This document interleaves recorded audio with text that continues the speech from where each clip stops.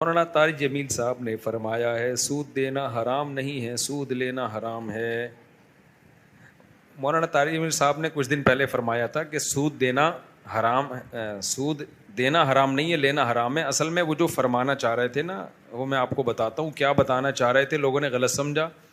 پھر ان کے بیٹے کا جو بیان آیا تو وہ اس سے بھی زیادہ غلط آ گیا، یعنی انہوں نے تو پھر بھی صحیح فرمایا تھا، بیٹے نے شاید جو بیان دیا تو وہ جو الٹا کر دیا اس بیان کو، جو دینا چاہیے تھا شاید ان کے بیٹے سے بھی مسٹیک ہوئی ہے۔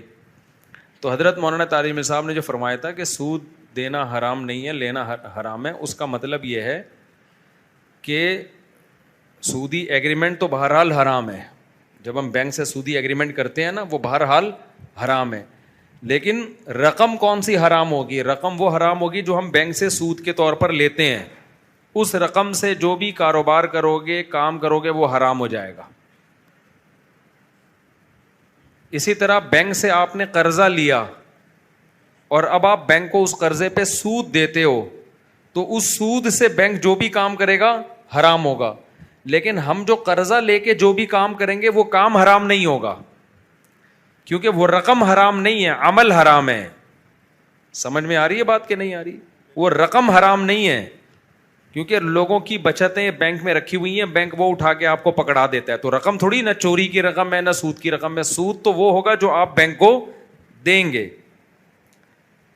دیکھو، زید نے بکر کو 1 کروڑ روپے دیا سود پہ، بکر نے اس 1 کروڑ سے بزنس کیا، تو وہ بزنس سے حاصل ہونے والی ارننگ حرام نہیں ہے۔ البتہ بکر کو گناہ ہوگا کہ تو نے سودی قرضہ کیوں لیا، کیونکہ سودی قرضہ لینا بھی حرام، سود دینا بھی حرام، اس لین دین پہ گواہ بننا بھی حرام، اور اس لین دین کو لکھنا بھی حرام۔ سمجھ میں آ رہی بات؟ بکر نے زید سے 1 کروڑ روپے لیا سود پہ کہ میں سود دوں گا تمہیں۔ اب بکر اس 1 کروڑ سے بزنس کرے گا، بکر کو گناہ تو ملا اس سارے پروسیس کا، لیکن بزنس سے حاصل ہونے والی آمدن حرام نہیں ہے۔ لیکن زید نے جو بکر سے سود لیا ہے، 2 لاکھ روپے لیا، فرض کرو 2%، تو اب بکر اس سود سے جو کام کرے گا وہ کام بھی حرام ہوگا، کیونکہ یہ خالص سودی رقم سے ہو رہا ہے، اور اس کام کی ارننگ بھی کیا ہوگی؟ حرام ہوگی۔ تو یہ مطلب تھا حضرت مولانا طارق جمیل صاحب کا۔ ان کے بیٹے نے شاید غلطی سے کچھ اور بیان دے دیا ہے۔ نہیں، بینک کا پروفٹ کہاں سے حلال ہو گیا؟ نہیں، حرام ہے بھائی، سودی پروفٹ ہے، اسلامک بینک جائز ہے، وہ سود نہیں ہے۔ تو ان کے بیٹے نے میرا خیال ہے بائی مسٹیک الٹا بیان دے دیا۔ دیکھو، وہ سود کا نہیں تھا، وہ قرضہ تو سود پہ لیا ہے، بینک نے رقم سود کی نہیں دی ہے، بینک نے تو مختلف لوگوں کے پیسے جو پڑے ہوئے تھے وہ اٹھا کے آپ کو پکڑا دیے۔ تو وہ قرضہ جو آپ کو بینک نے دیا نا، وہ حلال پیسوں سے دیا ہے، تو وہ رقم آپ کے لیے حلال ہے، اس پہ جو بینک سود لے گا وہ رقم حرام ہوگی۔ ہاں، جب وہ کسی کو قرضے پہ اس میں ہو یہ رہا ہے کہ بینک سود بھی لے رہا ہے لوگوں سے، تو لوگوں کی جو بچتیں ہیں اس میں سود لے لے کے شامل کر رہا ہے، تو یوں کہہ سکتے ہیں کہ اس میں حلال حرام مکس ہو رہا ہے۔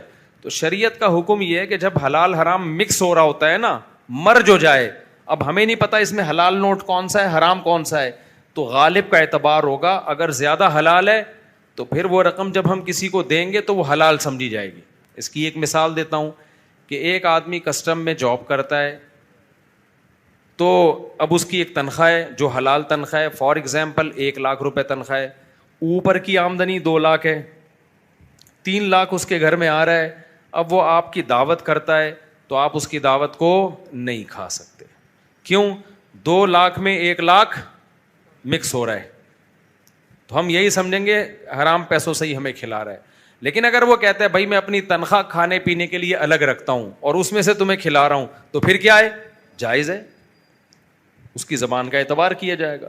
لیکن اگر اس کی تنخواہ 2 لاکھ ہے، اوپر کی آمدن 1 لاکھ ہے، دونوں کو مکس کرتا ہے، پھر ہمیں چائے پلاتا ہے، تو پھر شریعت کہتی ہے کہ غالب کا اعتبار ہوگا، ہم یہی سمجھیں گے ہمیں حلال سے، پھر اس کے بیان کی ضرورت نہیں ہے، پھر ہم یہی سمجھیں گے حلال سے کھلا رہے ہیں ہم۔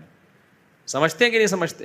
تو بینک سے سودی قرضہ لینا بہر صورت حرام ہے، لیکن وہ قرضہ لے کے جو کمپنیاں کھلتی ہیں، جو بزنس ہوتا ہے، اس کی ارننگ حرام نہیں ہوتی۔ لیکن جو سود لے گا پروفٹ کے طور پہ, اس رقم سے جو بزنس کیا جائے گا وہ بزنس ہی ٹوٹل حرام ہوگا. تو حضرت کا مطلب یہ تھا, تو ان کے بیٹے نے الٹا بیان غلطی سے دے دیا, جیسے وہ بھائی کے بارے میں بیان دے دیا تھا کہ خودکشی کی ہے, پھر وہ اس کو بیٹھ کے سمجھاتے رہے. تو بعض دفعہ ایسے چوکے چھکے انسان سے لگ جاتے ہیں.